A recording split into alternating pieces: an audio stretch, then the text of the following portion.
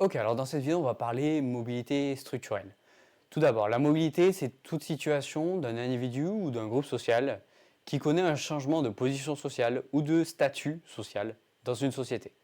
La mobilité structurelle, c'est une mobilité qu'on dit mécaniquement forcée, qui n'est pas volontaire de la part de l'individu, mais qui est due à un certain nombre de changements, de mutations de la structure socio-professionnelle française. Donc évidemment, quand on dit ça, il faut qu'on fasse le lien tout de suite avec le chapitre sur la structure sociale. D'accord? Rappelle-toi, normalement, si tu es en train de travailler sur la mobilité sociale, tu as forcément vu la structure sociale. Dans ce chapitre-là, tu avais étudié qu'à partir de la deuxième moitié du XXe siècle, on avait un certain nombre de mutations, de transformations de la structure socio-professionnelle, comme la hausse du niveau de qualification, la féminisation, la salarisation, ou encore la tertiarisation de la société, qui ont transformé de manière profonde la structure de l'emploi. Et donc quand on va s'intéresser à la mobilité sociale, qu'est-ce qu'on va faire? Bon, l'exercice classique, ça va être d'étudier une table de mobilité. Tant qu'à faire, on va étudier une table de destinée qu'on va retrouver assez régulièrement dans une EC2, par exemple, le jour du bac. Donc le jour du bac, sur une EC2, on va te dire, ben voilà, essaie à travers tes connaissances et du document de m'expliquer ben voilà, deux facteurs qui puissent nous expliquer pourquoi un père et un fils n'accèdent pas à une même PCS, pourquoi le fils par rapport à son père connaît une situation de mobilité descendante alors que la fille par exemple va connaître une situation de mobilité ascendante par rapport à sa mère. Alors on n'aura pas forcément les deux dans un même sujet, peut-être qu'on le retrouvera dans un sujet de dissertation, mais dans un sujet de ces deux, on va prendre soit le père par rapport à son fils, enfin le fils par rapport à son père, ou par contre la fille par rapport à sa mère. Donc du coup, lorsqu'on va vouloir étudier la mobilité structurelle, il va falloir qu'on revienne sur notre chapitre sur la structure sociale et qu'on essaie de repenser un petit peu à toutes les connaissances qu'on a jusqu'ici. On avait vu qu'après la Seconde Guerre mondiale, on avait eu une introduction assez massive d'innovation dans certains secteurs d'activité. Donc repense, si tu veux, à ton chapitre sur la croissance économique et sur la fameuse théorie de Schumpeter, nommée la destruction créatrice, peut-être que tu m'auras vu venir, qui est inhérente au capitalisme et qui renvoie à toutes ces destructions d'emplois dans un secteur d'activité et qui, de même manière, un effet un petit peu boule de neige, vient recréer d'autres emplois dans d'autres secteurs d'activité. Et si on part de ce principe-là, si on repense à ce qu'on avait dit justement sur la structure sociale et sur la croissance économique, concernant cette introduction d'innovation dans les secteurs d'activité, on peut rajouter à ça une autre théorie qui est celle d'Alfred Sauvy, qui est la théorie du déversement et qui explique qu'on a des emplois qui disparaissent dans certains secteurs, notamment le primaire et le secondaire, à fort progrès technique et à faible progression de la demande, et apparaissent dans le secteur tertiaire à faible progrès technique et à forte progression de la demande. Ça veut dire quoi concrètement? On va avoir par exemple un fils qui aujourd'hui par rapport à son père qui était, admettons, agriculteur, qui ne va pas accéder à la même PCS. Pourquoi? À partir de la à la fin de la Seconde Guerre mondiale, on a de l'innovation qui vient remplacer un certain nombre d'individus qui étaient agriculteurs, ces machines qui permettent soit d'être plus productifs, soit au moins enfin, à un niveau qui permette un niveau de productivité qui soit assez similaire, qui fait qu'on a besoin de moins de main-d'œuvre dans le secteur agricole. Qui fait que même si un enfant a pu développer le goût pour ce métier d'agriculteur, peut se retrouver avec un avenir un petit peu flou concernant le métier d'agriculteur, voire des perspectives d'avenir assez restreintes et qui l'oblige d'une certaine façon à se rediriger vers d'autres emplois qui ne soient pas des emplois liés à l'agriculture. Qui fait qu'un fils aujourd'hui peut se retrouver à connaître une mobilité sociale qui n'est pas forcément volontaire au départ, alors après qui est peut-être ascendante si par exemple il devient profession intermédiaire ou encore qui devient cadre, mais auquel cas on l'explique comment? Via la tertiarisation.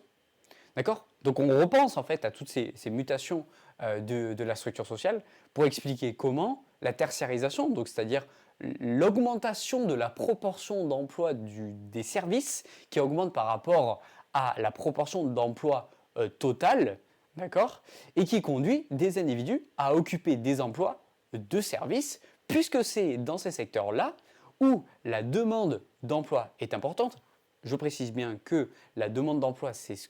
la demande que font les entreprises, c'est l'entreprise qui demande un emploi, alors que le futur salarié offre sa force de travail, donc offre son emploi d'une certaine façon. D'accord? C'est pour ça qu'on va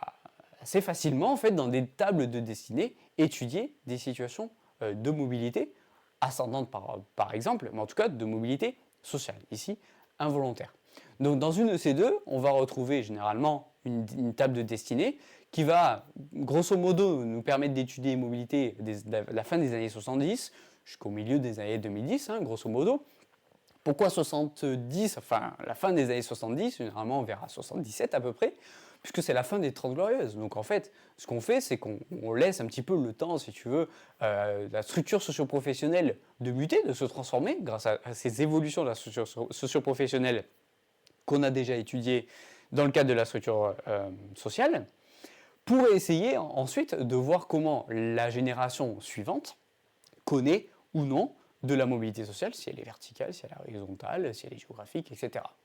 Donc du coup, dans une table de dessinée, ce qui va être intéressant, c'est de voir le changement de position sociale, donc la mobilité intergénérationnelle, par rapport à un individu qui rentre sur le marché du travail pendant les 30 Glorieuses en pleine mutation, par rapport à un fils ou à une fille qui aujourd'hui rentre sur le marché du travail dans des conditions évidemment différentes que celles des 30 Glorieuses.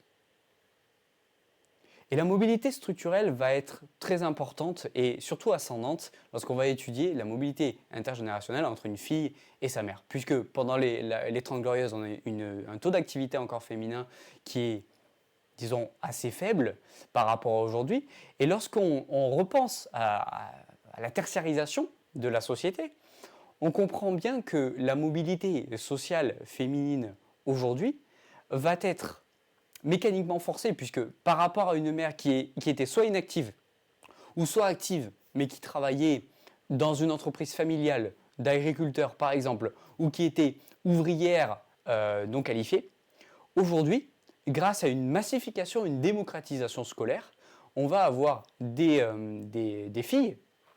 qui vont rentrer sur le marché du travail et qui vont y rentrer dans quel secteur d'activité? Dans le tertiaire, puisqu'aujourd'hui il y a beaucoup plus d'emplois de services qui sont proposés, et la massification et la démocratisation scolaire qui permettent une hausse du niveau de qualification et donc qui permettent aux filles de connaître une mobilité sociale puisque par rapport à leur mère, elles passent par exemple d'ouvrière à employée, profession intermédiaire ou cadre, et en plus, du coup, une hausse du niveau de qualification. Je reviens, du coup, je fais une petite parenthèse sur la démocratisation et la massification scolaire. On a eu un certain nombre de lois en fait qui ont visé à permettre une massification scolaire. Massification scolaire, ça renvoie à l'idée de masse d'une certaine manière, l'idée étant de permettre à beaucoup plus d'individus d'accéder à l'école, d'abord au collège, puis au lycée, à peu près à la moitié du XXe siècle, et ensuite aux études supérieures. La démocratisation renvoie à la création d'un certain nombre de filières, par exemple du bac technologique, du bac général, enfin plein de filières en fait qui permettent à la fois donc beaucoup d'élèves d'accéder à un niveau de compétences et de connaissances plus élevé, mais aussi dans différentes filières qui permettent voilà, le choix à tous et donc à terme à ce que en moyenne on ait des individus qui aient un niveau de qualification et de compétences plus élevé. Donc une fille qui aujourd'hui rentre sur le marché du travail, qui rentre dans des conditions où évidemment on a des filières à l'école et à l'université qui permettent voilà, des parcours très différents mais qui permettent d'allonger les parcours. Et le fait aussi qu'on ait un emploi de service qui permette beaucoup plus de perspectives professionnelles, on comprend pourquoi aussi une fille aujourd'hui connaît une mobilité sociale intergénérationnelle donc par rapport à sa mère mais aussi ascendante dans ces cas-là, puisque sa mère, voilà, il y a 30 ans, admettons, n'entrait pas sur le marché du travail dans les mêmes conditions.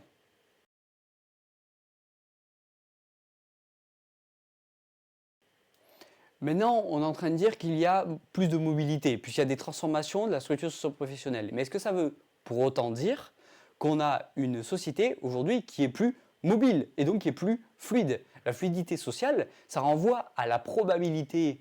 pour un individu d'atteindre un groupe social donné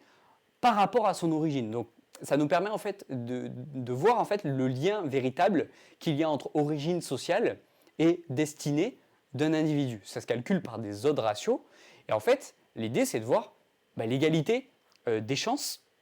d'un individu par rapport à un parent ou par rapport aux deux parents. Donc si tu veux ici, l'idée sous-jacente va être d'essayer d'étudier le rôle de l'école, voir si l'école permet une équité. Une équité, ça renvoie à toute situation où on traite inégalement les individus pour essayer de rétablir une situation qui serait considérée comme juste. Pourquoi ?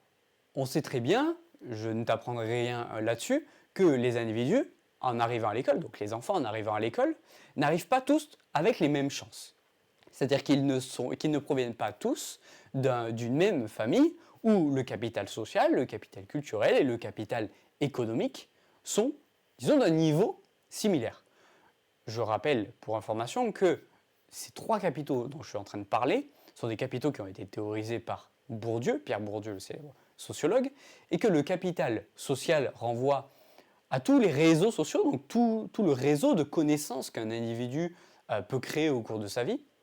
Le capital culturel qui renvoie à tous les savoir-être et les savoir-faire. D'accord ? Les savoirs, par exemple, c'est ce que te transmet l'école, donc toutes tes connaissances que tu puisses avoir. Le savoir-faire, le savoir-être d'abord, j'aille sur le savoir-être qui correspond à toutes les valeurs en fait, qu'a pu te transmettre tes parents et qui te permettent aujourd'hui de te comporter d'une certaine manière dans la société. Et la combinaison des deux te permettent de développer des savoir-faire, c'est-à-dire ensuite qui te permettent d'agir en société, qui te permettent par exemple de faire tes devoirs, qui te permettent d'aller au travail, etc. etc.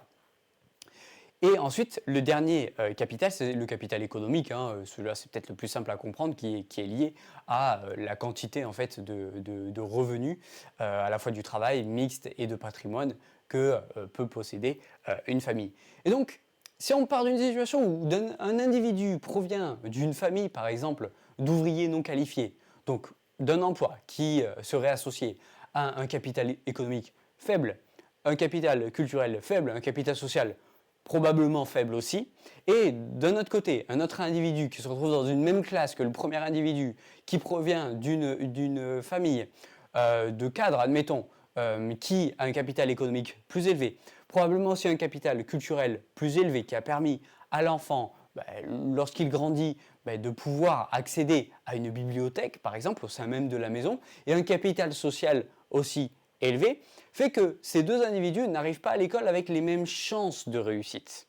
Donc l'idée à l'école va être de créer cette situation d'équité qui fait que le déséquilibre au départ permet de retrouver un certain équilibre et qui permet à tous les individus,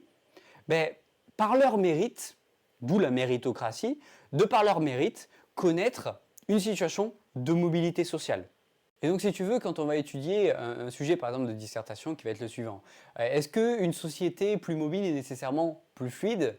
L'idée, ça va être de trouver cet équilibre entre la mobilité structurelle dont on a parlé, qui conduit à un certain nombre de mobilités, importantes certes, qui ne va pas être forcément ascendante, qui peut être aussi une situation de déclassement, mais de venir ajouter, par exemple, l'outil statistique des odds ratios, qui va nous permettre de mettre en avant des rapports de chance relatifs et donc de créer ce lien véritable entre l'origine sociale et la position sociale d'un individu. La fluidité sociale donc étant totalement indépendante des changements de la structure socio-professionnelle française. Donc voilà ici est la différence entre la mobilité structurelle et la fluidité sociale, les deux se complétant pour essayer de créer une analyse de la mobilité sociale.